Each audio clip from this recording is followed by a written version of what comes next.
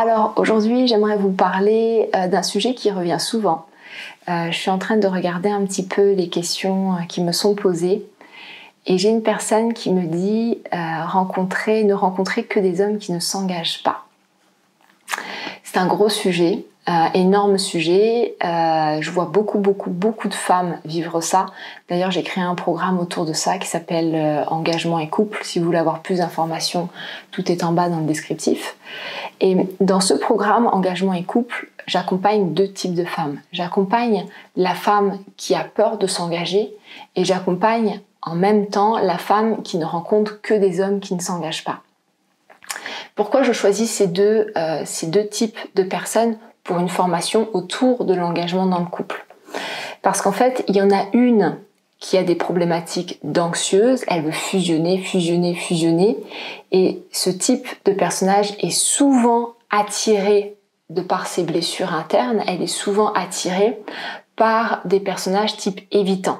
Et le type évitant, c'est justement la personne qui n'arrive pas à s'engager, qui a peur de s'engager. C'est la personne qui a peur de l'intimité, c'est la personne qui n'ose pas exprimer ses émotions, qui connaît même pas ses émotions. Et c'est une personne qui a du mal avec les émotions des autres. Et en fait, dans ce programme-là, il y a ces deux mondes qui se rencontrent dans une forme d'intimité, pour le coup, parce qu'il y a une sécurité, parce que il y a moins d'émotions, en tout cas, il y a moins de... il n'y a pas d'attente dans le sens où elles sont pas en couple ou quoi. Et pour le coup, c'est deux mondes qui se rencontrent. Et les personnes anxieuses rencontrent l'évitant vraiment dans une strate beaucoup plus intime. Et les évitants rencontrent les anxieux dans une strate beaucoup plus intime. Et naturellement, ça crée des changements. Si aujourd'hui, vous ne rencontrez pas des hommes qui s'engagent, c'est parce que peut-être au fond de vous déjà, vous n'êtes pas réellement prête à vous engager, ça vient nourrir vos peurs. Parce que tout ce que vous voulez avoir dans votre vie, si vous ne l'avez pas, c'est parce que vous avez des peurs. Ok? Tout ce que vous voulez avoir dans votre vie, vous devez l'avoir. La vie donne tout ce qu'on demande. Maintenant, si on ne l'obtient pas, c'est parce qu'on en a peur. Donc aujourd'hui, si vous rencontrez des hommes qui n'ont pas envie de s'engager ou qui ont peur de s'engager, ça vient montrer en miroir où est-ce que vous en êtes avec l'engagement. Et souvent, on a vécu des déceptions dans le passé, donc on a envie de s'engager et en même temps, j'en ai très peur. J'ai envie, mais j'ai pas envie de revivre ce que j'ai vécu. Donc du coup, ça crée un j'ai envie, pas envie. Et cette énergie de peur que vous envoyez à l'extérieur, naturellement, elle va attirer des personnes à vous qui vont correspondre à ça. Et puis, il y a aussi autre chose. Il y a aussi ce côté anxieux que vous avez, le comportement anxieux que vous avez à l'intérieur de vous, qui aime quelque part le drame, qui aime quelque part la passion, qui aime que ce soit les émotions et tout ce qui va avec. Et pour le coup, vous avez tendance à aller vers des personnes qui ne sont pas disponibles parce que ça vient nourrir vos schémas internes, parce que ça vient toucher vos blessures, parce que ça vient répondre à des schémas que vous avez connus plus jeunes. Par exemple, dans Engagement et couple, je me souviens d'une femme, c'était amusant parce qu'il y avait deux sœurs dans le programme, et je me souviens d'une femme qui disait « mais moi je comprends pas, j'étais mariée et puis je m'ennuyais et là je suis avec quelqu'un qui est en couple et puis ça se passe super bien. » Donc si vous voulez, aujourd'hui, elle est dans un espèce de triangle. Et je disais, par rapport à tes parents, est-ce que tu étais proche de ton père? Est-ce que tu avais une fusion avec ton père? Et en fait, les deux sœurs me disaient non, il y avait vraiment, c'était eux quoi, ils étaient très soudés, ils étaient très l'un avec l'autre.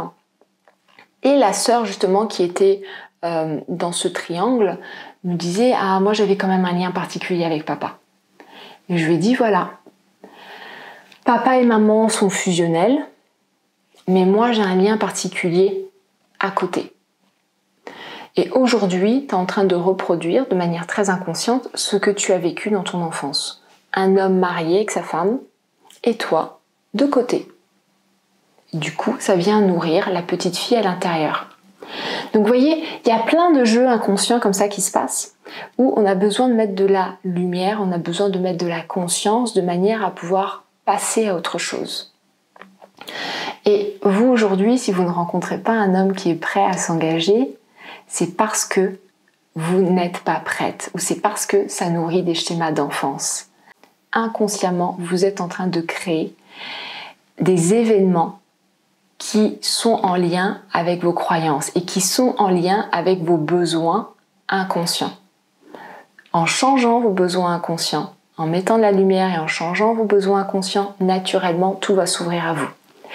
Et par rapport aux personnes qui sont évitantes, elles ont besoin, elles, d'aller casser des promesses qu'elles se sont faites à elles-mêmes. Parce qu'en fait, à un moment donné, dans l'enfance, elles se sont senties en insécurité et elles ont interprété que le monde extérieur n'était pas assez sécure pour elles et qu'il n'y avait personne pour elles à l'extérieur, ou en tout cas pas grand monde pour accueillir leurs émotions. Donc pour le coup, elles ont verrouillé, elles ont créé une bulle, une espèce de bulle, et elles ont verrouillé. Donc tout est verrouillé à l'intérieur d'elles. Et ce qu'on fait dans le programme, c'est qu'on va aller voir la date, on va aller voir le souvenir, on va aller voir le moment où ils se sont fait cette promesse. Plus jamais ça n'arrivera. Plus jamais je m'ouvrirai. Maintenant, c'est terminé. De manière à déverrouiller. Et derrière, on va aller voir qu'est-ce qu'ils ont mis derrière l'engagement de manière à changer leur signification des choses. De manière à retourner les choses. Parce que le cerveau fonctionne par association. Donc si vous avez associé engagement à douleur, peine, mensonge, trahison, ce genre de choses, naturellement vous allez fuir l'engagement. Il y a une partie de vous qui va dire super, j'ai envie. Mais il y a une autre partie de vous qui va dire non, non, non, non, non, c'est trop dangereux. Et naturellement, notre système, le cerveau, naturellement, fuit la douleur pour aller vers le plaisir. Donc si l'engagement égale douleur, naturellement vous allez fuir l'engagement. Même si il y a une partie de vous qui a envie, si c'est égal à de la douleur, vous allez fuir l'engagement. Et naturellement vous allez attirer des personnes qui elles aussi fuient l'engagement. Ok ? Donc vous voyez, c'est toute une réinterprétation du monde autour de l'engagement que vous avez besoin de changer. Le problème, c'est pas l'extérieur. L'extérieur vous montre froidement où vous en êtes aujourd'hui. Donc, si aujourd'hui vous avez un problème avec l'engagement, il n'y a qu'une seule chose à faire, c'est changer votre interprétation de l'engagement, changer votre interprétation du couple également, et puis sortir aussi de vos besoins inconscients que vous nourrissez sans vous en rendre compte. Ok ? Donc mettez-moi un petit peu en bas dans les commentaires où est-ce que vous en êtes avec l'engagement vous. Est-ce que vous rencontrez des hommes prêts à s'engager, pas prêts à s'engager ? C'est quoi, vous, que vous vivez au quotidien? Mettez-moi un petit peu tout ça dans les commentaires, j'ai hâte de vous lire. Et puis si vous aimez ce que je fais, aimez cette vidéo, partagez-la parce que ça peut rendre service à d'autres personnes. Et puis abonnez-vous parce que maintenant il y a une vidéo par jour. Voilà, je vous embrasse très très fort et je vous dis à demain. Ciao les amis!